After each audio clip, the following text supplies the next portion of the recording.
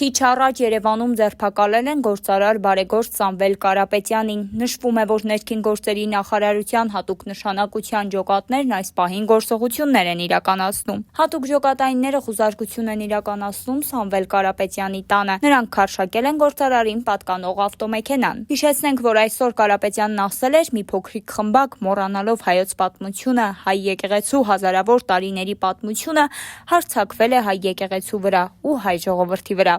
Ես միշտ եղել եմ հայոց եկեղեցու կողքին ու հայ ժողովրդի կողքին, եթե քաղաքական գործիչներին չհաջողվի, ապա մենք մեր ձևով ենք միջամտելու եկեղեցու դեմ պայքարին։ Դրանից հետո մոտ 45 անձ է բերման ենթարկվել Սամվել Կարապետյանի տան մոտից, հայտնել է նրա եղբայրը Կարեն Կարապետյանը։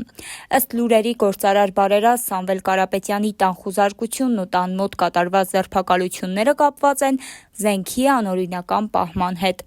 Եթե ճշմարտությունն ասել է հանցագործություն է, ուրեմն մենք հանցագործ ենք։ Սամվելի ասած ամեն բառի տակ մեկ-մեկ ստորագրում է, ասել է գործարարի եղբայրը։